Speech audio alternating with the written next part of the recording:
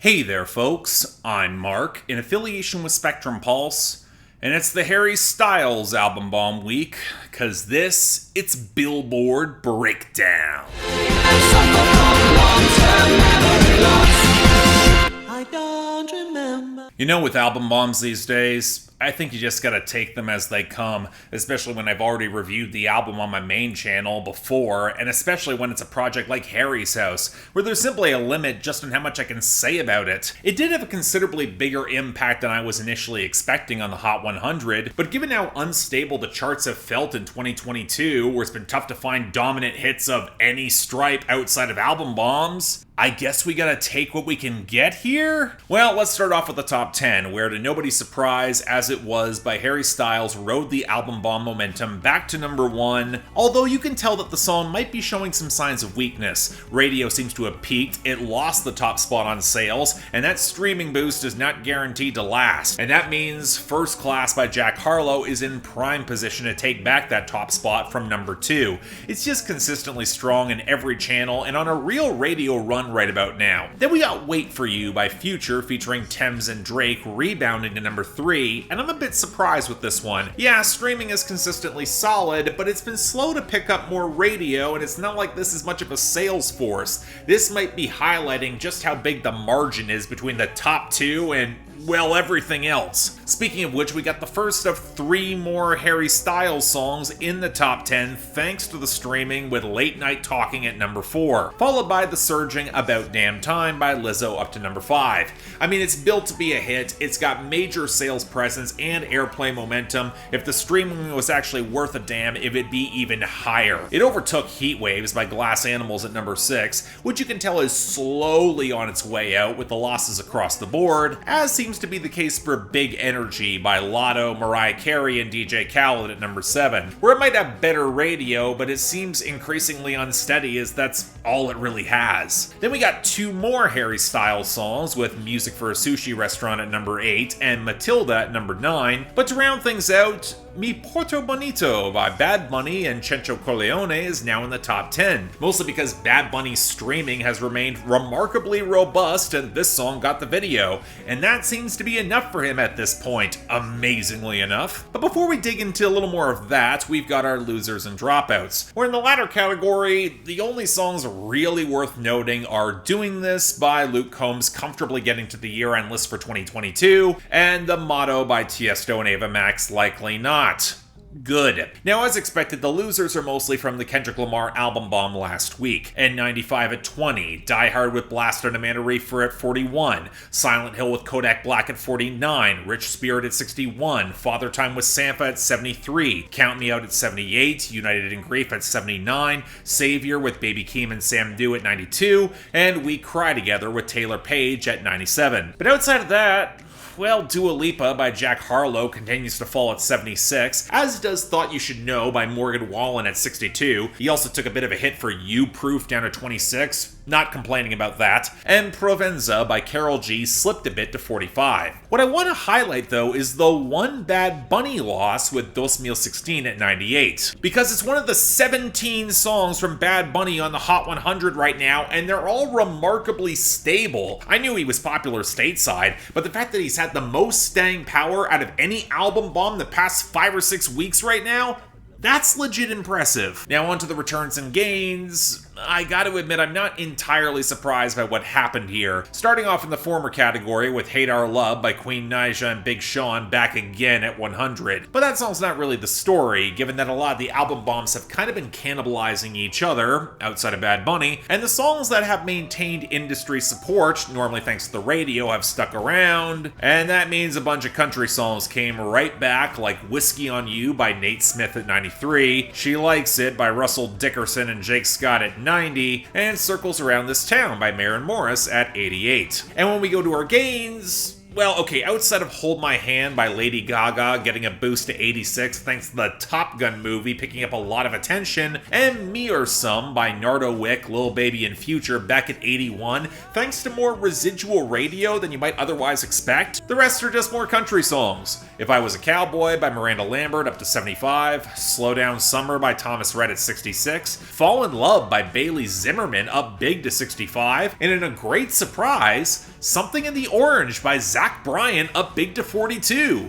Yeah, I know some of it's based on his album Traction, not guaranteed to last, but even if he has way better streaming than you would expect, it's a great song from a great album. Really happy to see it working. But we're also, again, in album bomb territory this week, with Harry Styles debuting 12 songs in the Hot 100, and that means under my rules, the coverage is focused on those in the top 20 or those in the best or worst. And then outside of those, Boyfriends at 30, Love of My Life at 29, Daydreaming at 24, Cinema at 22, Satellite at 21. And that still leaves a considerable list of new arrivals. Actually starting off with number 99, DFMU by Ella May. I wanna be around you, tugging, warring with my heart. Didn't think it'd ever be so hard. Crazy, I'm letting down my guard.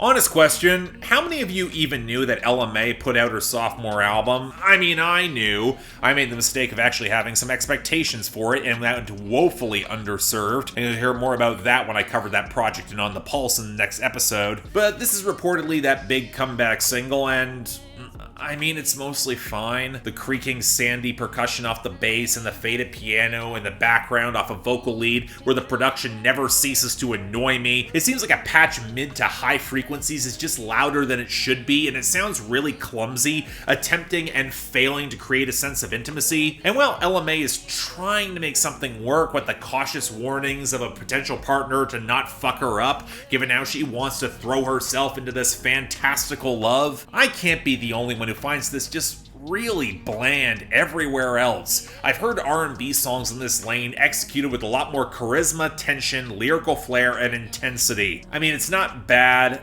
but I'm not gonna care about it. Just kind of forgettable. Number 74, Like I Love Country Music by Kane Brown. Yeah, let's do this. Baby, I love you like I love country music. I always find myself a little bit surprised how many of Kane Brown's singles I've wound up defending, but I couldn't be the only one who saw this title and felt it come across a bit defensive, right? I mean, I remember how Kane Brown went viral in the first place, and even if he's fallen well short of making that neo-traditional country sound that I know he loves, I'm not sure there's anyone who would doubt this sentiment from him. Now, granted, there's not really a sour note on this song, it just feels, well, kind of strange, playing to the heartfelt boyfriend country sentiments where the percussion and the groove of the song kind of feel a little clunky, but then mashed up with more organic fiddle, pedal steel, and a lot of neo-traditional song references and vocal harmonies and a big jamming outro with the saloon piano. Now, I've said before that I kind of struggle with songs where it's more about the reference to old country songs and artists than actually building off of it. It's where Damn Straight by Scotty McCreery actually works, and Song for Another Time by Old Dominion really doesn't. And this kind of feels like more of the latter category. More gimmick than having a stronger chord beyond a pretty stock love song. And while I can see this kind of growing on me, I mean, Kane Brown sounds like he's having a lot of fun with it, and he's got enough infectious charisma to mostly make it work for me. As it is, I'm more inclined to call it a mixed experiment at best. That's all. Number 59, Hotel Lobby, Phew by Quavo and Takeoff. Gunners out the junk, me buy it all, fuck a fronter. Fuck nigga, cake on me, no funnel. Cash, drop top feeling like stunner. Drop top, KD play no runner. You know, I remember when this dropped, and Offset seemingly unfollowed the both of them, and it certainly was news on social media for about an hour that Migos may be finally done. I mean, that's a sentiment I've been traveling with for a couple of years now, especially when Culture 3 didn't move much of any needle, but alright, fine. We got the song here, Caught in the Crossfire. And wow, it's not much of anything. Initially I was a little bit thrown by the odd sample before the faint guitar phrases and the keyboards echoed into the mix to back up a softer but kind of heavy trap groove, but then Takeoff and Quavo dropped into their flexing and it felt a lot more familiar. But that might be the biggest problem. Both of these guys have made these types of verses dozens of times already. Quavo's hook is not special, and the flexing is more brand names than actual punchlines. It might be competent. I've certainly heard worse from people associated with Migos or ripping them off, but I've also heard this done way better. And if this is a death knell, probably not a good sign how little I care. Number 25, Keep Driving by Harry Styles.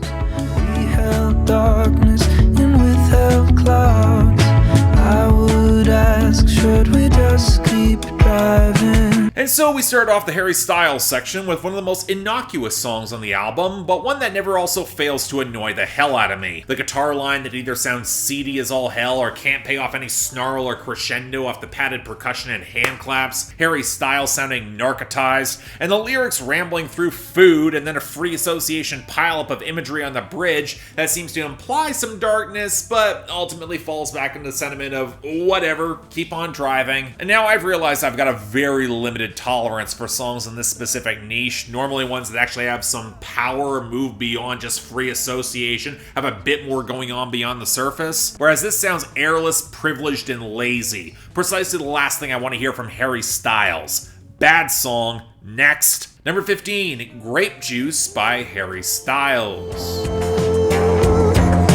Without you.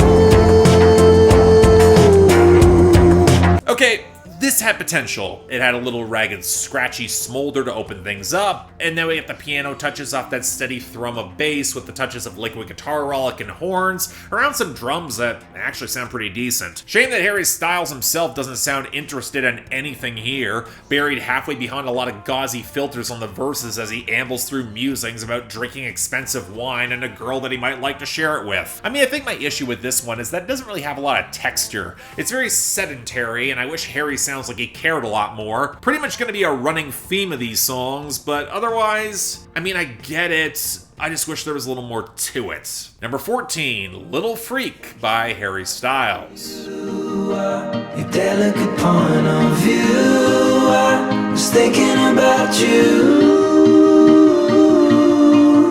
This is probably the song I like the most on Harry's House, and it's kind of very easy to describe why. The vocal arrangements, the harmonies, flat out excellent off the spare, drippy keys, the faint flutters of guitars, the sandy percussion, and Harry staying predominantly in his lower register, which is just naturally warmer and a lot more likable for me. I also appreciate how there's a lot more detail to the scene. The girl who was a little bit too much for him pushed him into a rougher, sloppier, but likely more interesting and human version of himself. And when she slipped away, likely spooked by him throwing himself in too fast, he's gonna muse on what could have been. It's a song that shows everyone at their most flawed, and while I'm not quite sure I buy into the fan theories that this is all about Taylor Swift, I mean, I wouldn't be surprised if it was. It does remind me a lot of her work in recent years in terms of lyrical structure and poetry, and that's a compliment. Either way, great song. I'll take it. Number 13, Daylight by Harry Styles. Daylight, you got me cursing the daylight.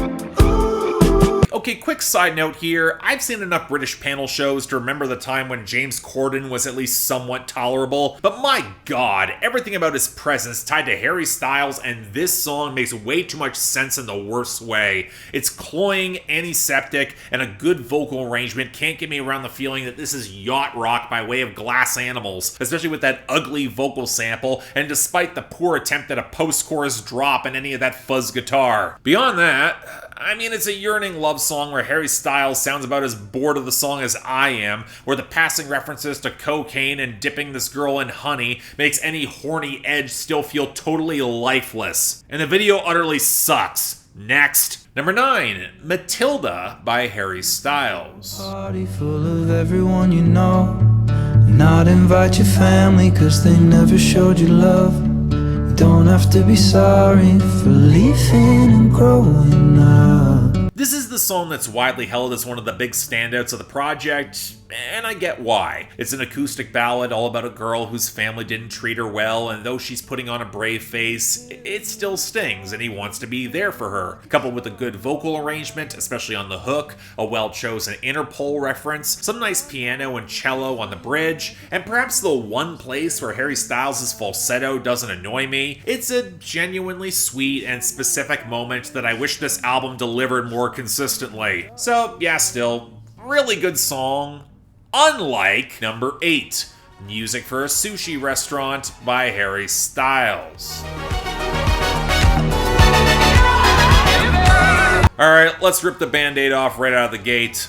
This sucks. The airy compressed blur of falsetto, the lockstep bass groove alongside the blown out percussion leading into the hook, the fact that Harry Styles chose to sound as thin and underwhelming as possible, that horrible trumpet pickup, the refusal to give the guitar any sense of muscle, the goddamn scatting in the second verse. Forget me being allergic to fish. If I walked into a sushi restaurant playing this, I'd be walking right the hell out. And again, the food references. Someone plainly took the worst possible lesson from the success of Watermelon Sugar, because it's not sexy. It's chintzy, faintly embarrassing to everyone involved. Nobody wants to hear Harry Styles cooking an egg on some hot girl, be it scrambled or sunny side up. Frankly, it's just not over easy enough. Bad song, skip it. And finally, number 4, Late Night Talking by Harry Styles. Anything you wanna till the morning. Now you're in my life. I can't get you off my mind.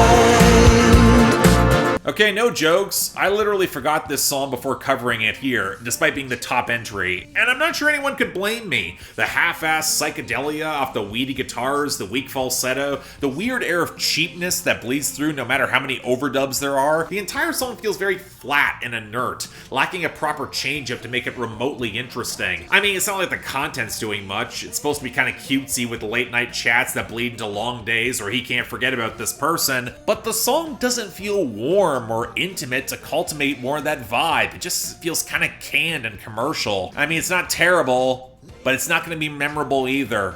At least to me. But that was our week. Look, a Harry Styles album bomb is not going to be all that great, especially off of Harry's House, but he does nab the best and the worst here of all of it. The latter category, Music for a Sushi Restaurant, just runs away with that, closely followed by Keep Driving as the dishonorable mention, but for the best I'm going to give it Little Freak, followed by Matilda as the honorable mention. Next week, I'm imagining we're going to get a little bit of a break. It's not like we're likely going to get a Tate McRae album bomb or something, but that'll likely mean this is going to be kind of a chaotic week, so stay tuned for that. But until then, I'm Mark, you're watching Billboard Breakdown, affiliated with Spectrum Pulse, and I'll see you next time.